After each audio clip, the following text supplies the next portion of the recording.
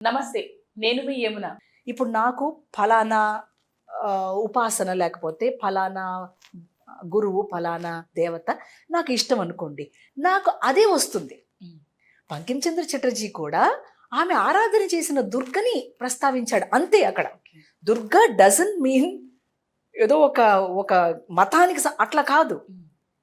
ఎవరికి ఆ డైటీ వాళ్లకు ఒక ఉపాసనగా ఉన్నదో అది ఆటోమేటిక్గా వస్తుంది అంతే తప్ప అది ప్రత్యేకంగా ఇది హిందువులది ఇది అలా కాదు. అది అసలు హీ వాజ్ మన భారతదేశంలో ఉన్న మాతృమూర్తులు ఎలాంటి కొడుకుల్ని కూతుర్ని ఏ దేశానికి కనాలని అనుకున్నారో అట్లాగే తండ్రులు కూడా అనుకున్నారమ్మా. మాతృ గర్భం దేనికి అంటే జస్ట్ ఫర్టిలైజ్, బీజం మాత్రం తండ్రియే. ఆ సుజలాం ఆ సుఫలాం అని అడుగుతున్నాడు. మీకు అర్థం కావాలనంటే మనం అందరం వచ్చేది నీటి ద్వారానే వస్తాం. ఆ నీరు ఎక్కడి నుంచి వస్తుంది? పురుషుల్లోంచి వస్తుంది. సో దాన్ని మళ్ళా ఎక్కడికి తీసుకెళ్తుంది? మళ్ళా తన యథాస్థానానికి తీసుకెళ్తుంది. అందుకని శ్యామలాం సరళాం అన్నాడు. ద బ్యూటీ ఈస్ ద యోగ సాధన అంతా ఆ సంకీర్తనలో ఉండటం ఒకటి. ఇంకొకటి, మొట్టమొదటిగా ప్రకృతిలో ఉన్నటువంటి అనేక విషయాలకు కృతజ్ఞతలు చెప్పాడు. రెండో చరణంలో శక్తికి కృతజ్ఞత చెప్పాడు. ఆ శక్తి ఎలా దిగి వచ్చింది? విద్యగా ధర్మంగా దిగి వచ్చింది, దానికి చెప్పాడు కృతజ్ఞత. చివర్లో శ్యామలాం సరళాం అన్నాడు. ఏ శ్యామల? ఎక్కడుంది శ్యామల?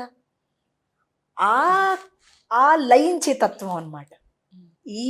ఆ ప్రళయంలో మనం అందరం లయిస్తాం. అంటే మనం అందరం ఈ భూమిలోకి చేరతాం. ఏ భూమి అయితే మనల్ని పెంచి పోషించిందో మళ్ళీ ఆ భూమిలోకి కలిసిపోతాం. మరి దానికి ఎంత కృతజ్ఞత మనం చెప్పాలి? ఆ కృతజ్ఞత చెప్పకుండా అసలు మన జీవితం ముందుకు సాగగలదా? ఏదీ సాగదు. మరి అలాంటప్పుడు మానవుడు పుట్టడం సరిపోదు, దీని మీద నుంచోడానికి బేస్ కావాలి. ఆ బేసే భరతమాత అంటున్నాం. ఆ బేస్కే ముందు అసలు నమస్కారం పెడుతున్నాం. Without any earth, without the earth planet there was no creation at all. ఇంకొక ప్లానెట్ మీద ఎందుకు చేయలేకపోయినారు? ఈ భూమి మీదే ఎందుకు చేశారు? ఇది అంతా అనువైనది కనుక. ఈ అనువైన దాని మీద అనువైన కొన్ని పనులు వీడు చెయ్యాలి. చేయడానికి ఇక్కడ స్వతంత్రం అప్పుడు దేనికి? మొత్తం యావత్ దేశానికి. మనిషికి కాదు ఫ్రీడమ్, గుర్తుపెట్టుకోండి, యావత్ దేశానికి. అంటే అప్పుడు మనం పరాయి పాలనలో ఉండటం వల్ల వచ్చినటువంటి సమస్యలు, బాధలు, దుఃఖాలు ఎన్నో ఉన్నాయి. వాటన్నిటి నుంచి బయటికి తీసుకురావాలి అంటే there should be a big slogan called Vande Mataram. అమ్మకి వందనం చెప్తున్నాం.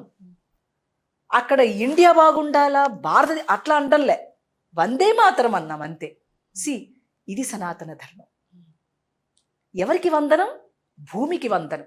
ఈ భూమి మీద ఎవడు పుట్టినా కూడా, అలా చాలా దేశాలు ఇతర పరిపాలన ఉన్నాయి కదా, మనకు తెలుసు కదా, వాటికి కూడా విముక్తిని అడిగాం మనం. అది వందే మాతరం అంటే, అది సనాతనం అంటే.